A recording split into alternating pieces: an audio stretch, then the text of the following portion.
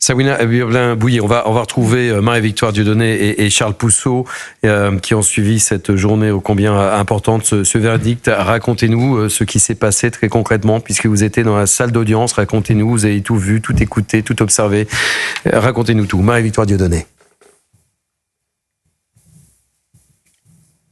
Écoutez, nous pouvons vous raconter l'immense émotion qui s'est saisie de la famille de Lola, bien sûr, à l'annonce de la peine, cette perpétuité incompressible pour la meurtrière de Lola, Delphine et son fils qui se tombent dans les bras en sanglots. On l'a eu. En effet, avec cette peine, Dabia B ne devrait plus jamais quitter les murs d'une prison. Le président du tribunal a donc motivé sa décision après plus de 4h20 de délibération, la cruauté du supplice infligé, le préjudice psychologique indicible, mais aussi l'indangerosité très élevée de Dabia. Tout à l'heure, les avocats de la défense se sont exprimés. Ils sont revenus sur la sérénité des débats, mais aussi sur le choix ou non que Dabia fera de faire appel.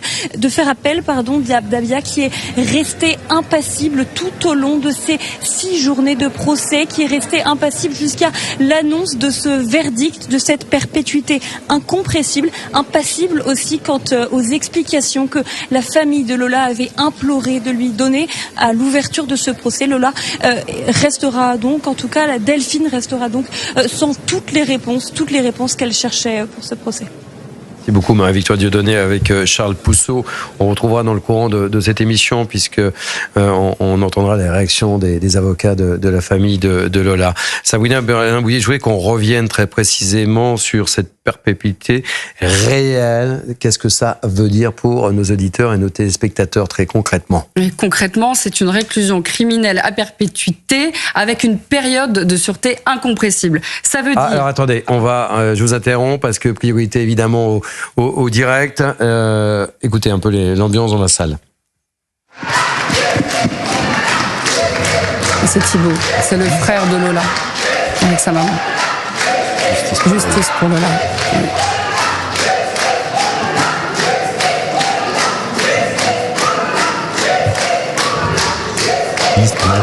Justice pour Lola. Sabrina, oui.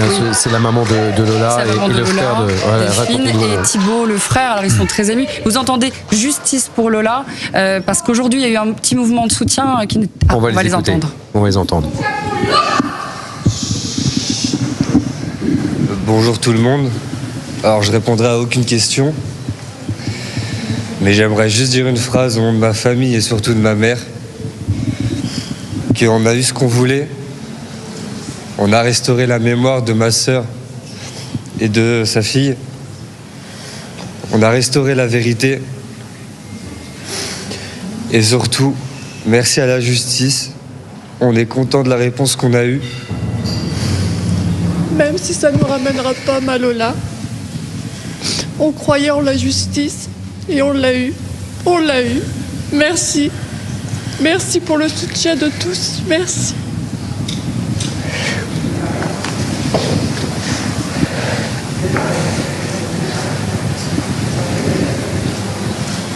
Je t'aime. Et du coup, merci de ne pas insister. Merci. Allez.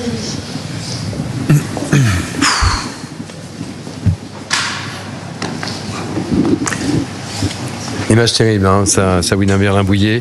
On a eu ce qu'on voulait. On a restauré la vérité. On est content de la décision de la justice. Merci à la justice.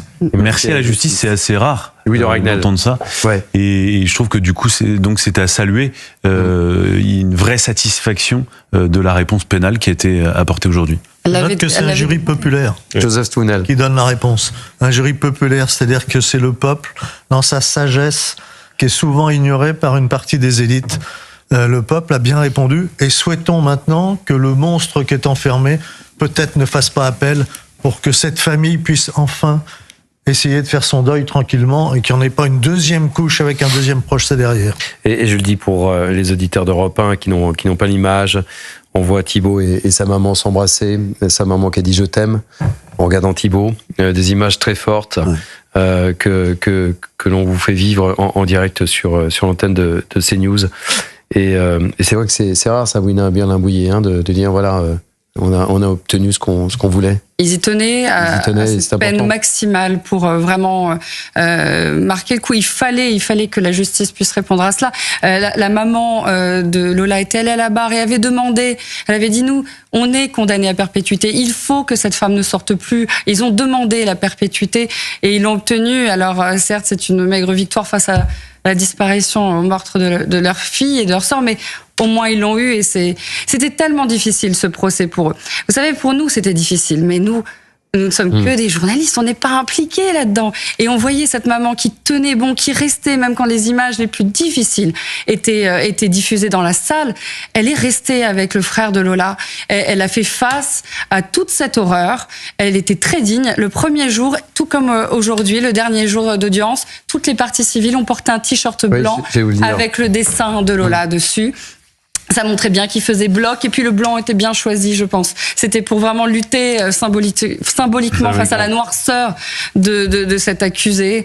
Ils sont très courageux d'avoir pris la parole. Je ne sais même pas comment ils ont pu faire. C'est la différence entre la barbarie et la démocratie. Hein.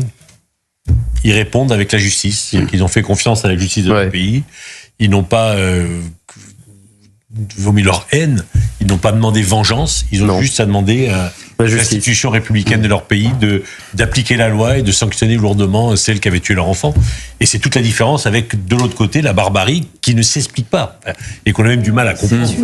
Attendez, priorité au témoignage. C'est une décision de raison, d'humanité, de vérité et de mémoire. Voilà. On a restauré la mémoire de cette jeune fille, on a restauré une vérité éclatée et on a mis des mots pour essayer de continuer à penser parce que tout avait été troué. Voilà. Elle est belle, cette justice, parce qu'elle ne rend pas et elle ne prétend pas à rendre ce qu'elle ne peut pas rendre. Mais elle va permettre d'avancer, et pour la société, et pour les parties civiles, et même pour elle. C'est bien. Ça vous va, Karine?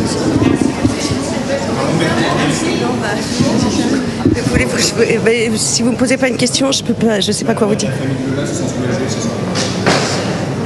Elle est heureuse que la raison et l'absence de haine soient du côté de ce qu'ils ont vécu et de ce qu'ils ont souffert. Et la peine est à la hauteur de l'immensité du mal commis. Karine? En fait, ce que je veux dire, c'est que c'est une audience qui s'est déroulée dans des conditions de sérénité remarquables. Et ce qui est impressionnant, c'est qu'on s'aperçoit que pour des faits aussi atroces et pour ce qui a été qualifié par la Cour de souffrance indicible infligée à une enfant, la justice, quand elle prend le temps d'examiner sereinement ces faits, d'écouter les parties civiles, d'écouter l'accusé aussi, est capable tout à fait de rendre des décisions qui sont adaptées. C'est une décision évidemment d'une sévérité absolue. Nous, de toute façon, on n'était pas là pour se positionner sur cette question-là, mais pour accompagner la souffrance de la famille de Lola. Mais ce que je veux dire, c'est que je comprends ce que dit Clotilde Lepetit quand elle dit que la justice est belle quand elle se rend dans ces conditions-là, parce que ces 6 jours de débat ont permis que la sérénité soit présente du début à la fin, malgré la foule, malgré les cris, malgré les théories qui circulaient de part et d'autre sur ce qui s'est passé le 14 octobre 2022. Et même s'il y a des réponses qu'on n'aura pas eues et qu'on n'aura jamais, en réalité, on est allé au plus près de la vérité de ce qui est arrivé à cet enfant cet après-midi-là. Et justice, me semble-t-il, a été rendue. L'appel est un droit, c'est une voie de recours qui est un droit qui doit pouvoir s'exercer lorsque l'on a été condamné. Ça n'est pas de mon ressort de m'exprimer sur l'exercice de ce droit par l'accusé.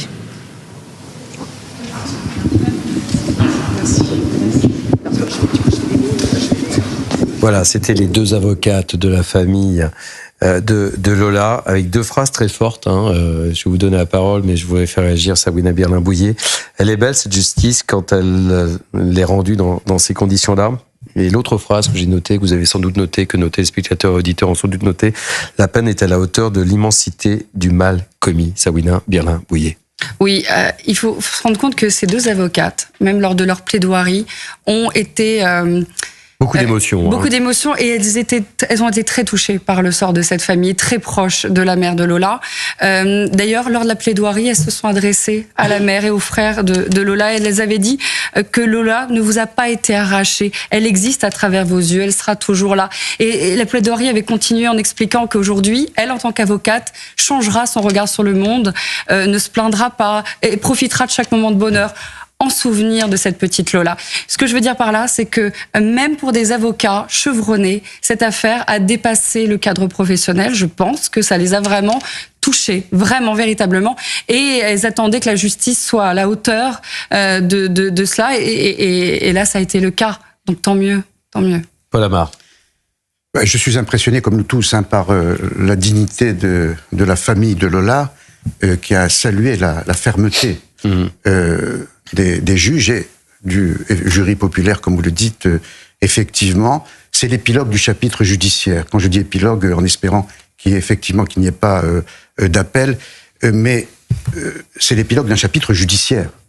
Ce ne doit pas être l'épilogue d'un chapitre politique, qui lui continue d'être ouvert, et ce serait bien que les politiques fassent preuve, à l'image du jury, de la même fermeté, et tirent les enseignements d'un tel procès, d'un tel drame, d'une telle tragédie, pour prévenir d'autres crimes de ce type, et pour empêcher d'autres Lola de subir l'enfer et de subir cette terreur.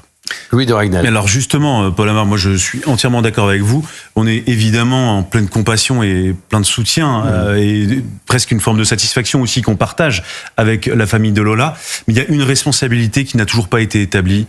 C'est la responsabilité qui est politique, d'avoir permis Lola d'entrer via un titre de séjour, avec un visa d'études. Dabia, pardon, j'ai dit. Excusez-moi, pardon. De Dabia, excusez-moi. De Dabia, qui a pu arriver en France sur le territoire national avec un titre de séjour, avec un visa étudiant étranger.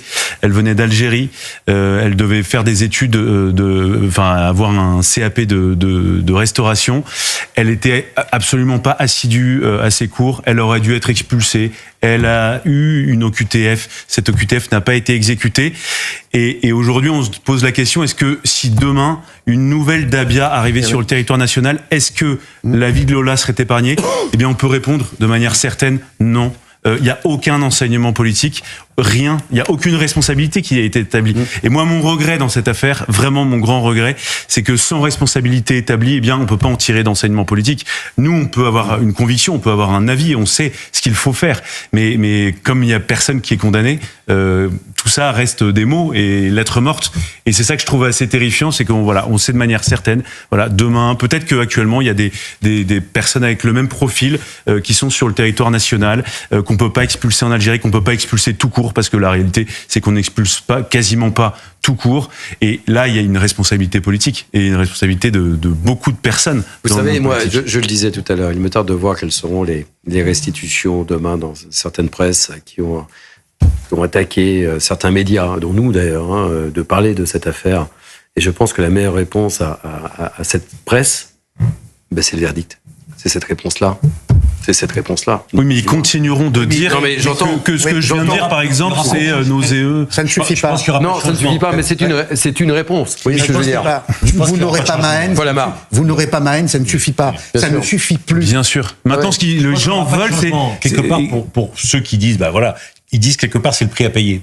Ouais. Oui. On a mis en place un système qui c'est dramatique, vous savez.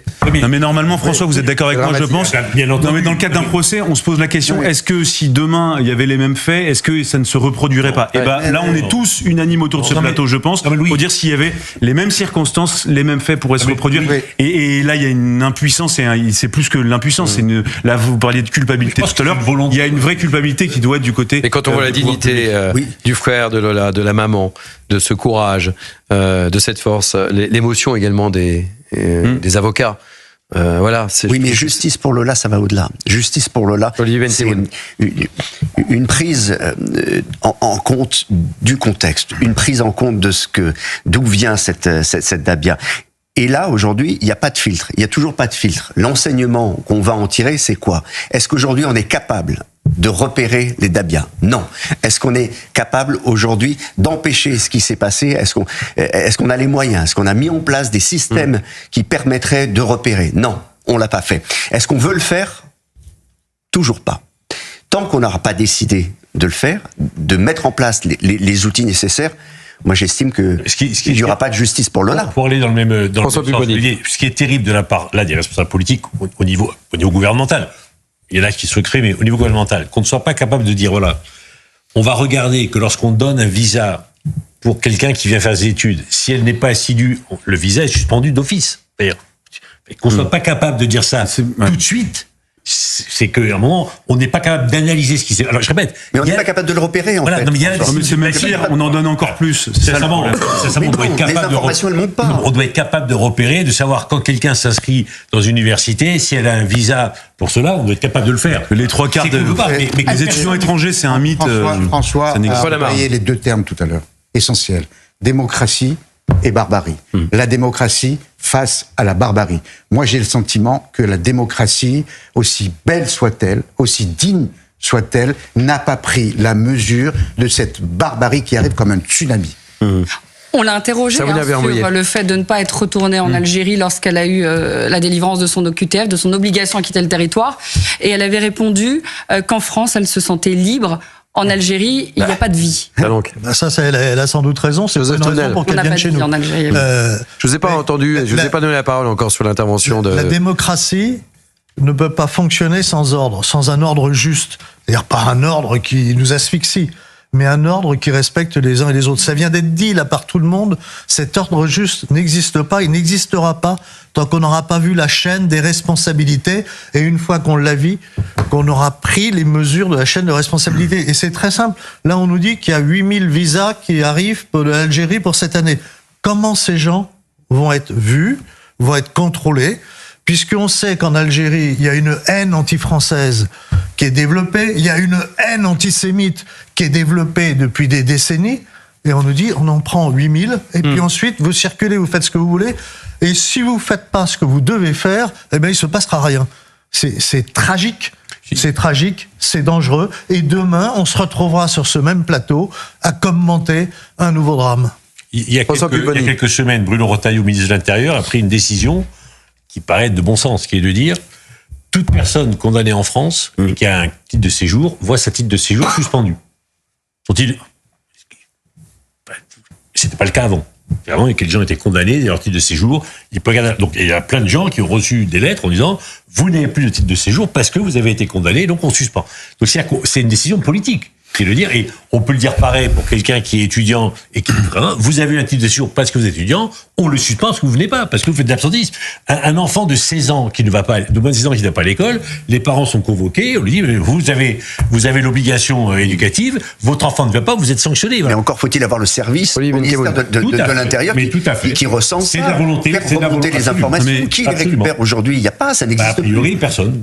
Non mais le drame, si on élargit le spectre des enseignements politiques par rapport à cette affaire, c'est que aujourd'hui le flux est tel qu'on est totalement, les services de l'État sont totalement submergés. C'est un tsunami. On a le flux qu'on n'arrive pas à gérer et le stock qu'on n'arrive pas non plus à gérer. D'ailleurs, il y a des départements dans lesquels les préfets connaissent même pas exactement le nombre d'habitants qu'ils ont dans leur département, tellement il y a de clandestins. On pourra interroger le préfet de la Seine-Saint-Denis. Vous verrez, je pense qu'il peut pas vous dire de manière très certaine combien il y a d'habitants dans son département. Donc moi, je pense qu'il faut en tirer des enseignements radicaux.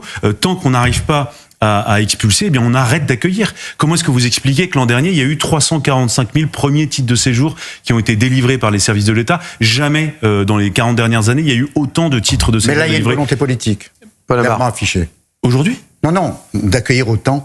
Là aujourd'hui on vous vend le mythe, et même je vois des candidats à la présidentielle vous expliquent qu'il faut doubler voire tripler le nombre d'étudiants étrangers qu'il faut accueillir dans notre pays, mais c'est de la folie. La plupart des étudiants étrangers, et il suffit simplement de demander au ministère de l'Intérieur, c'est pas des gens qui viennent de Harvard, des grandes facultés, grandes universités américaines, canadiennes ou de grands pays, des gens éventuellement on serait content d'accueillir. Non, aujourd'hui on le sait de manière certaine, la filière des visas d'étudiants étrangers, c'est le premier moyen de contourner l'accès à la nationalité française pour rentrer sur le territoire national. Aujourd'hui, le premier poste de délivrance de titre de séjour sur le territoire français, ce sont les étudiants étrangers. Il y a 15 ans, c'était le 4e poste, c'était au même niveau que l'immigration économique. Aujourd'hui, voilà, c'est la première filière. La deuxième, c'est l'immigration familiale. Et ensuite vient l'immigration de travail. Donc tous les gens qui vous disent oui, non mais il faut beaucoup plus de gens, on a besoin pour l'immigration de travail. La réalité, c'est que plus de la moitié des titres de séjour qu'on délivre, c'est absolument pas pour des gens qui viennent travailler, c'est familial et étudiants étrangers. Et donc parmi ces flux-là, eh bien il y a des gens comme Dabia qui a commis son atrocité, son crime barbare contre cette petite fille qui n'a rien demandé à personne.